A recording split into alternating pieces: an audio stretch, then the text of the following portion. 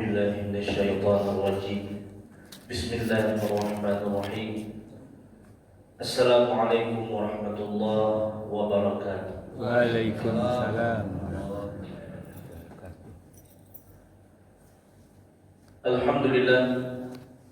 الحمد لله الذي هدانا لهذا وما كنا لنهتدي لولا أن هدانا الله.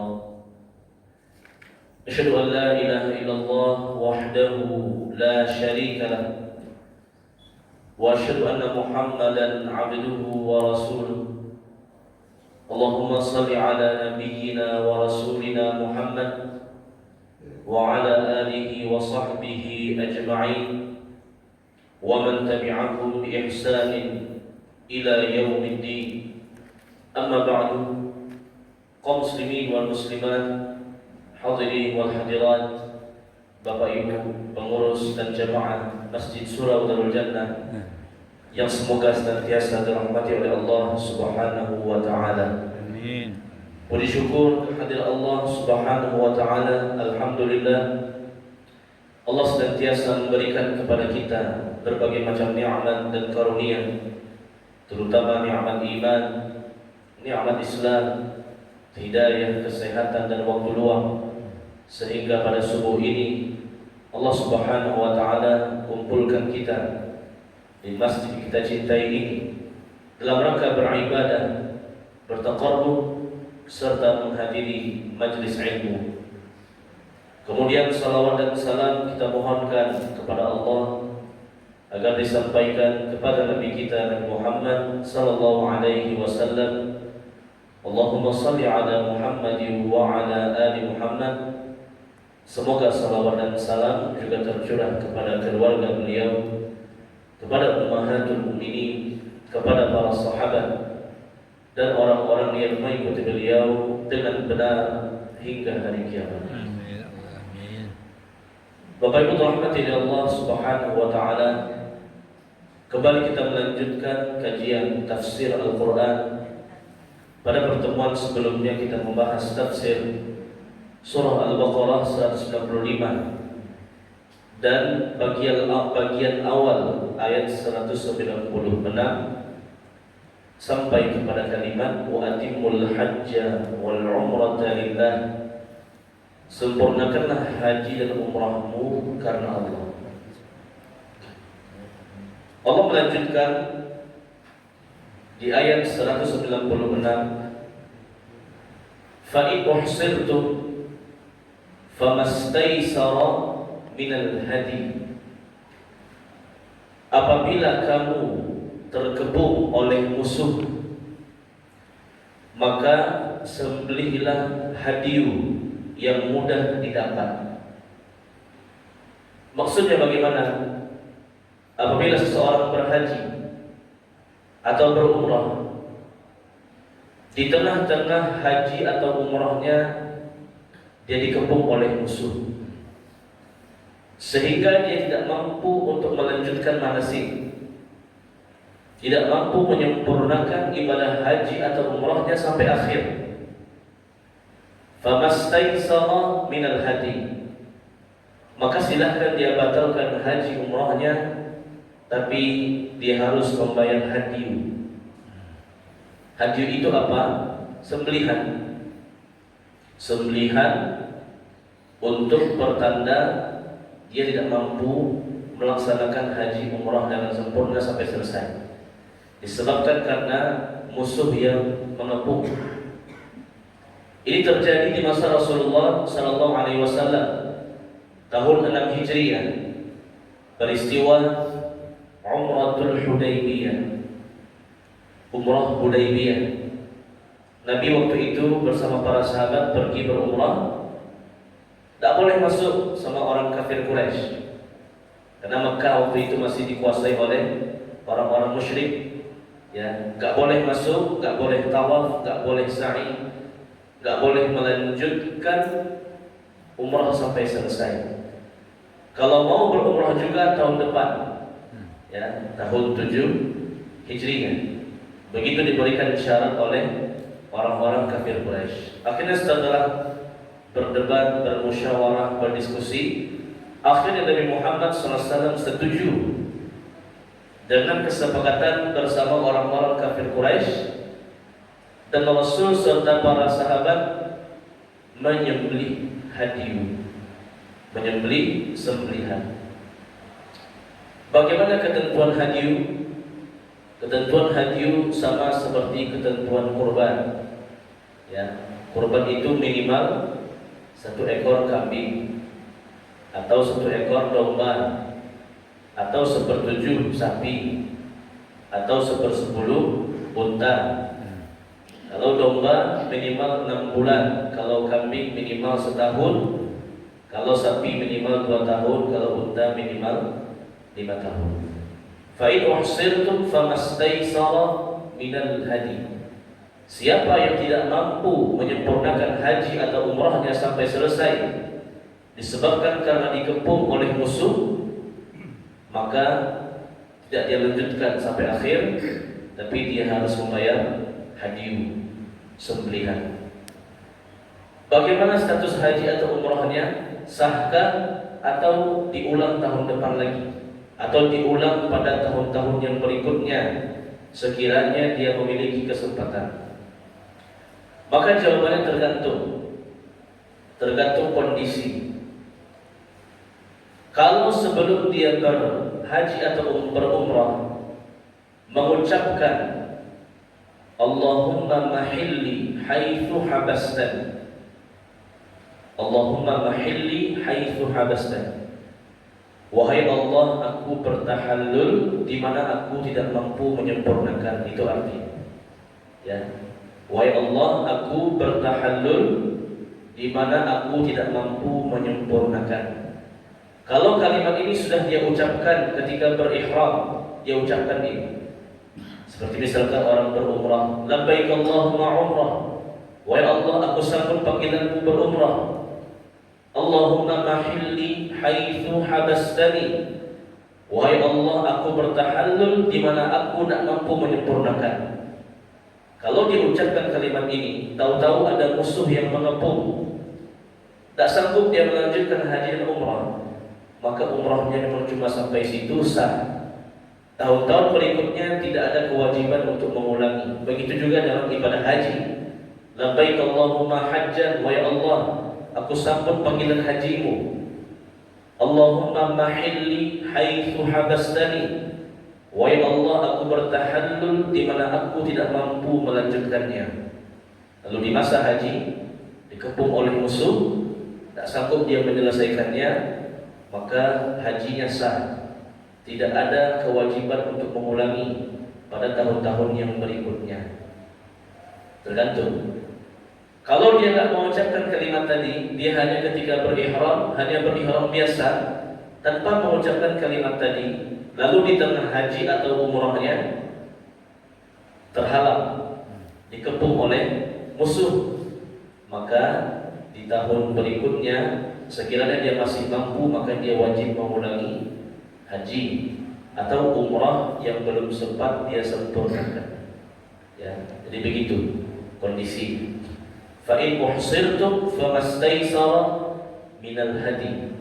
Apabila kamu dikepung oleh musuh dan tidak mampu menyempurnakan haji atau umrahmu, maka bayarlah hadiyu, sembelihan dengan ketentuan tadi. Diulang lagi, tergantung. Kalau dia sudah kasih syarat di awal, wahai Allah, kalau sekiranya nanti dikepung musuh, aku bertahallul, maka sah haji umrahnya, tidak ada pengulangan. Kalau tidak ada disebut di awal, wahai Allah, aku bertahallul di mana aku dikepung, dihalangi musuh, tidak ada dia sebut itu, maka masih ada kewajiban baginya mengulangi haji atau umrah di tahun berikutnya sekiranya dia punya kemampuan untuk melaksanakannya. Bapak Ibu dirahmati Allah Subhanahu wa taala, Allah melanjutkan, wala tahliqu ru'usakum hatta yablughal hadyu mahillan. Dan janganlah kamu mencukur rambutmu sebelum hadyu sampai di tempat penyembelihannya. Artinya apa? Hadyu dulu baru tahallul. Sembelih dulu hadyunya, sembelih dulu hewannya, baru bertahallul. Tahallul itu apa? Mencukur rambut atau memendekkan rambut. Ya, rambut itu bagi orang yang selesai berhaji, selesai berihram, maka dia memotong atau mencukur rambutnya. Dan mencukur habis tentu lebih utama bagi laki-laki. Sebagaimana sabda Rasulullah SAW, rahimallahu al-muhalliqin, rahimallahu al-muhalliqin, rahimallahu al-muhalliqin. Semoga Allah merahmati orang yang menggundul rambutnya. Semoga Allah merahmati orang-orang yang menggundul rambutnya. Semoga Allah merahmati orang-orang yang menggundul rambutnya. 3 kali didoakan oleh Rasul sallallahu alaihi wasallam. Ada sahabat bertanya, wal muqassirin, bagaimana dengan orang yang hanya memendekkan wahai Rasul, tapi tidak mencukur habis dibagi laki-laki? Maka Rasulullah SAW menjawab, wal muqassirin, juga semoga Allah merahmati orang yang hanya memendekkan rambutnya, tapi cuma sekali doa Nabi untuk orang yang hanya mendekkan, tapi yang menggundul habis didoakan 3 kali oleh Rasulullah SAW. Ini bagi laki-laki, memendekkan atau menggundul. Adapun perempuan, maka cukup mengambil beberapa helai rambut seukuran 1 ruas jari. 1 ruas jari diambil beberapa helai rambutnya, kemudian dia potong. Boleh dia sendiri yang potong, boleh, atau orang lain yang memotong juga boleh. Sebagian orang yang melaksanakan haji atau umrah berpandangan seseorang itu tak boleh mentahallul dirinya sendiri. Boleh, tidak masalah. Tidak harus orang lain yang mentahallulkannya. Tidak harus ke tukang cukur untuk mentahallulkannya. Dalam kondisi haji umrah dia bawa gunting, selesai dia melaksanakan haji atau umrah, dia potong sendiri rambutnya, diperbolehkan. Ya, tidak masalah. Kembali kepada kisah umrah Nabi ketika dihalangi oleh orang-orang kafir Quraisy, Nabi sendiri yang memotong rambut, menunjukkan bahwasanya orang yang berhaji berumrah boleh mentahallul dirinya. Tidak harus orang lain yang mentahallulkan atau memotong atau menggunting rambutnya. Wala tahliqu ru'usakum hatta yablughal hadyu mahillah. Janganlah kamu memotong rambutmu sampai kamu menyembelih hadyu. Artinya hadyu dulu, sembelihan dulu, baru kemudian bertahallul. Allah melanjutkan, faman kana minkum maridan aw bihi adhan min ra'sihi fa fidyatun min siyamin aw sadaqatin aw nusuk. Siapa saja yang memotong rambutnya di tengah-tengah haji atau umrah, maka dia harus membayar dam dengan berpuasa atau bersedekah atau berkurban. Ya, memotong rambut kan nanti di akhir. Kalau di tengah-tengah haji atau umrah dia potong rambutnya, maka ini termasuk pelanggaran. Termasuk pelanggaran haji atau umrah, termasuk yang dilarang bagi orang yang berhaji atau umrah untuk memotong rambutnya di tengah-tengah manasik. Bagaimana kalau karena sakit? Juga demikian. Ya, juga demikian, termasuk pelanggaran. Konsekuensinya, maka dia harus membayar denda. Fa fidyatun min siyamin aw sadaqatin aw nusuk. Pilih salah satu dari 3 jenis denda. Pilih, bukan dikerjakan semuanya. Pilih satu dari 3 ini. Pilihan pertama, berpuasa. Berapa puasanya? 10 hari. 3 hari di Makkah, 7 hari ketika kembali ke tanah air. Pilihan kedua, bersedekah. Berapa sedekahnya? Setengah sok makanan. Diberikan kepada siapa? 6 orang fakir miskin di kota Makkah. Masing-masing fakir miskinnya dapat setengah sok makanan. Setengah sok itu berapa? 1,5 kilogram. 1,5 kilogram makanan. Makanan pokok di Makkah kurma. Ya, satu orang miskin setengah sok kurma. Satu lagi sampai jumlah mereka 6 orang. Atau pilihan yang ketiga dengan berkurban, yaitu hadiyu tadi, sembelihan tadi, minimal 1 ekor kambing atau 1 ekor domba atau 1/7 sapi atau 1/10 unta. Jadi orang-orang yang memotong rambutnya di tengah haji atau umrah, maka dia telah melanggar aturan haji dan umrah, maka dia harus memilih tenda salah satunya, bukan semuanya. Puasa juga, sedekah juga, kurban juga, tidak. Pilih salah satu. Mungkin memilih puasa 10 hari, 3 hari di Makkah, 7 hari di tanah airnya. Atau bersedekah, memberi makan 6 orang fakir miskin, masing-masing miskinnya setengah sok makanan pokok. Atau dengan hadiyu, sembelihan. Pilih salah satu, bukan semuanya. Siapa lagi yang harus seperti ini? Pelanggaran haji yang lainnya, seperti memakai parfum, ya, memotong kuku, memakai pakaian berjahit bagi kaum laki-laki, memakai penutup kepala bagi laki-laki, juga seperti ini.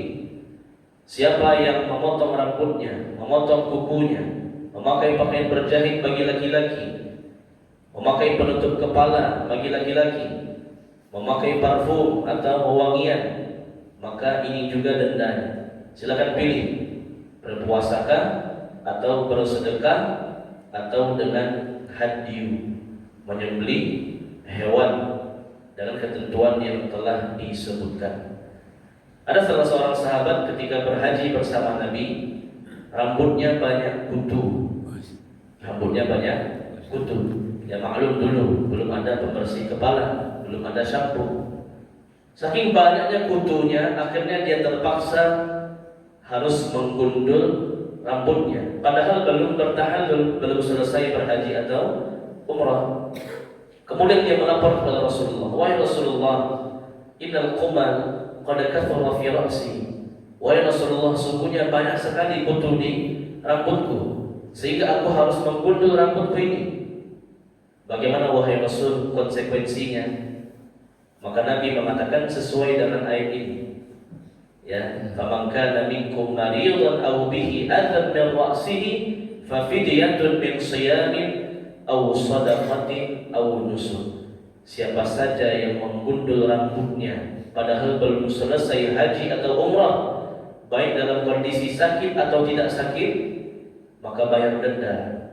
Pilih puasa atau sedekah atau dengan hadiyu, sembelihan. Bapak Ibu rahmati Allah Subhanahu wa taala, inilah kajian tafsir kita pada subuh ini, masih melanjutkan sebagian dari surah Al-Baqarah 196. Sebagai kesimpulan, yang pertama, orang berhaji atau berumrah dan tidak mampu menyelesaikan haji atau umrahnya, terutama karena dikepung oleh musuh, maka boleh baginya membatalkan haji atau umrahnya, tapi dia harus membayar hadiyu atau sembelihan. Ketentuan hadiyu sama dengan ketentuan hewan kurban.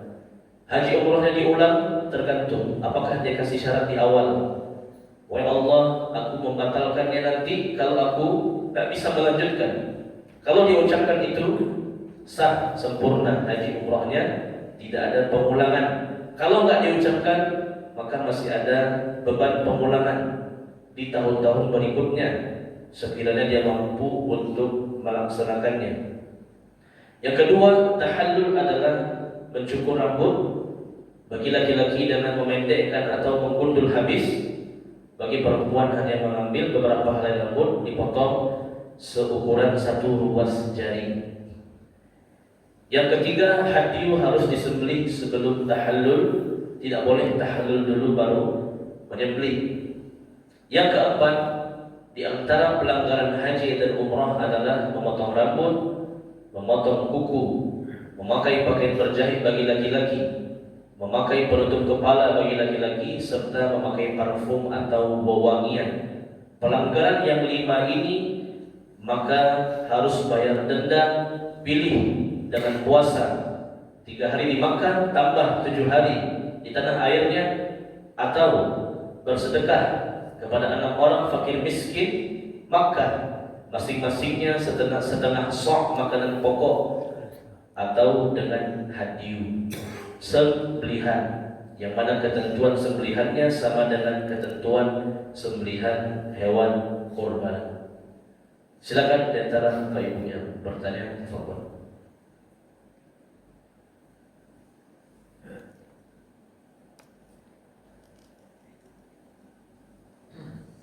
Silakan Pak. Waalaikumsalam warahmatullahi wabarakatuh.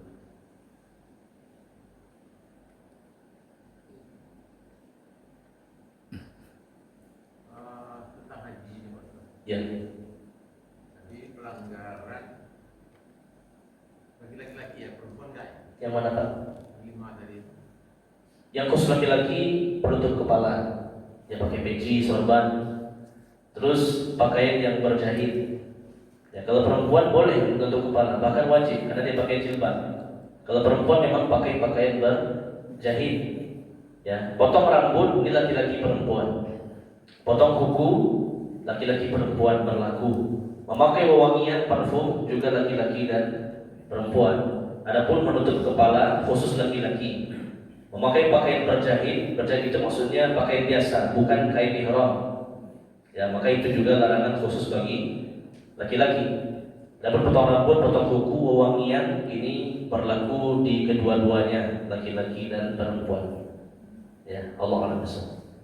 Nah, tadi bayar denda. Denda. Nah, kalau haji Pak Ustaz kan kalau misalnya di wukuf di Arafah itu kan harus hadir, nggak boleh bayar denda. Ya, harus hadir. Nah, harus di sana walaupun nafasnya udah ngos-ngosan. Sudah tinggal 1. Berarti kan dia nggak mampu kalau itu kan bagi yang mampu. Berarti kan untuk dia nggak mampu dan itu dia tidak karena ketidaksanggupannya harus dan tidak boleh bayar denda itu apa? Maksudnya? Baik, ya. Orang yang tidak mampu menyempurnakan haji atau umrahnya. Memang pada ayat ini Allah sebutkan dengan dikepung musuh, karena itulah kondisi yang umum di masa itu. Dulu situasi kondisi tidak aman. Ya, karena selalu ada musuh yang mengepung. Beda dengan zaman sekarang. Apakah bisa dikiaskan dengan kondisi yang lain? Di tengah-tengah haji atau umrah sakit parah. Sakit parah. Yang mana sakit tersebut mengancam nyawanya. Ya, kalau dia lanjutkan juga, mungkin dia bisa mati, mungkin dia bisa meninggal dunia. Apakah bisa dikiaskan? Maka mayoritas ulama mengatakan bisa dikiaskan. Bisa dikiaskan atau dianalogikan kepada setiap kondisi yang mengancam nyawa, termasuk penyakit. Ya, kalau dilanjutkan juga, sesak nafasnya. Ya, tak bisa terganggu kesadarannya, memperparah penyakitnya dan bahkan bisa mengancam nyawanya. Maka juga bisa dia memutus haji atau umrahnya. Hatta berwukuf pun, bahkan sampai kepada tahap wukuf pun, sekiranya dia tak bisa melanjutkan karena sakit yang betul-betul parah di masa hajinya, maka dia boleh memutus haji atau umrahnya. Dan ketentuan tadi, kalau dia sebut di awal, wahai Allah, kalau saya tidak mampu lanjutkan, saya akhiri haji saya atau umrah saya. Maka yang seperti ini sah hajinya dan juga sah umrahnya. Ya, tak perlu dia mengulangi lagi. Artinya rukunnya sudah terpenuhi, rukun Islamnya. Sebagai Muslim dia telah melaksanakan kewajiban hajinya sekali seumur hidup. Ya, tapi kalau dia enggak menyebut di awal, dia hanya mengucapkan ihram tanpa menyebutkan kalimat tadi, enggak dia sebut wahai Allah, nanti kalau aku tidak bisa melanjutkan aku berhenti misalnya. Tidak dia sebutkan syarat di awal, maka dia juga boleh memutuskan ibadah haji atau umrahnya, tapi masih belum selesai rukun Islamnya. Sekiranya tahun-tahun depan ada kesempatan, ada kemampuan, maka dia wajib kembali mengulangi ibadah haji atau umrahnya. Artinya bisa dikiaskan, dianalogikan kepada setiap hal yang mengancam nyawa, termasuk penyakit yang parah yang muncul ketika di tengah-tengah ibadah haji atau umrah, juga boleh seperti ini. Ya, Allah a'lam bishawab. Karena kita Ustaz. Jadi kan bayar jam itu rata-rata kalau kita umroh atau haji itu kan identik dengan potong hewan. Potong hewan. Maka tadi ada 3 kan Ustaz, ada sedekah, ada puasa. Nah rata-rata dari yang itu, wah bayar jamnya padahal kalau hitung-hitungan ekonomis kan lebih praktis bayar 6 orang fakir miskin. Ya, itu makanya. Dan tidak semua yang membimbing haji dan umrah mengarahkan hal ini. Rata-rata mereka hanya mengarahkan kepada dam. Padahal ada opsi lain, dengan berpuasa atau dengan bersedekah. Ya, ini perlunya kita belajar ilmu. Ya, pelanggaran yang 5 tadi ada 3 opsi yang bisa dipilih. Pelanggaran-pelanggaran seperti memotong rambut, memotong kuku, memakai wangian, menutup kepala, memakai pakaian berjahit, ini bisa memilih satu dari 3 tadi, dengan berpuasa atau dam, ya, dengan sembelihan atau dengan sedekah. Ya, namun sayangnya tidak semuanya yang hanya mengarahkan kepada dam saja. Ya, tapi sebenarnya juga bisa dengan puasa atau juga bisa dengan sedekah. Dan betul, memang lebih murah sebenarnya dengan sedekah. Ya, 1,5 kilogram kurma kali 6 itu lebih murah dibandingkan dam, yang mana 1 damnya sama dengan 1 kali biaya kurban. Apalagi kalau pelanggarannya sekali banyak. Ya, banyak pelanggaran yang dilakukan, potong rambut juga, potong kuku juga. Kalau 1 kali pelanggaran oke lah, bisa dia bayar dengan dam hewan kurban atau hewan hadyu. Tapi kalau banyak bagaimana? Berat nanti. Bisa jadi nanti biaya untuk hewannya saja itu sama dengan dia berangkat haji, mungkin karena banyak pelanggaran yang dia lakukan. Maka jelas lebih ekonomis dengan bersedekah kepada 6 orang fakir miskin, lebih murah. Dan lebih murah lagi yang puasa. Dengan yang berpuasa, sekali pelanggaran puasa 3 hari di Makkah, 7 hari di tanah airnya, itu jauh lebih ekonomis lagi, gak ada keluar biaya, cuma beban puasa saja. Ini perlu kita mengetahui ilmunya. Al-ilmu qabla al-qawli wal amal. Imam Bukhari mengatakan pentingnya ilmu sebelum berkata dan berbuat. Boleh tidak dengan hadyu? Boleh.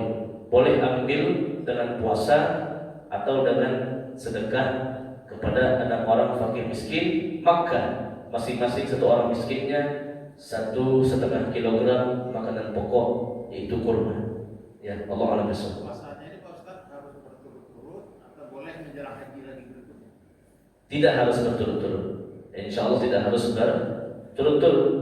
Dalam ketentuan 3 hari ketika dia berada di Makkah, 7 hari ketika dia berada di tanah airnya. Pun sekiranya nggak bisa dia kerjakan 3 hari di Makkah, dia boleh kerjakan 10 harinya di tanah airnya. Tapi lebih bagus 3 hari di Makkah, 7 hari ketika dia sudah pulang ke negeri asalnya. Nanti di akhir ayat 196 ada penjelasannya. Faman lam yajid fa siyamu 3 ayyamin fil haji wa 7 idza raja'tum.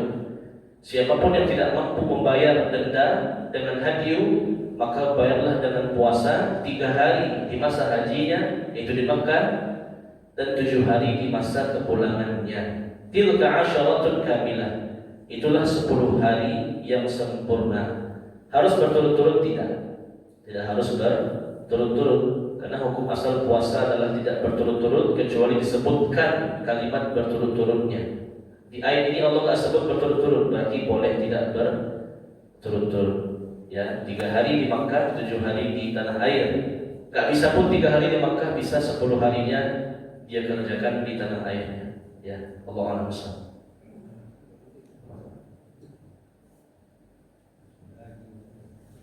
Ya. baik kita lakukan, mudah-mudahan bermanfaat, dapat kita pahami, dapat kita amalkan. Terlebih terkurang mohon dimaafkan. Subhanakallahumma bihamdik, asyhadu an la ilaha illa anta, astaghfiruka wa atubu ilaik. Wassallallahu ala nabiyyina Muhammad wa ala alihi wa sahbihi walhamdulillahi rabbil alamin. Wassalamualaikum warahmatullahi wabarakatuh. Waalaikumsalam warahmatullahi wabarakatuh.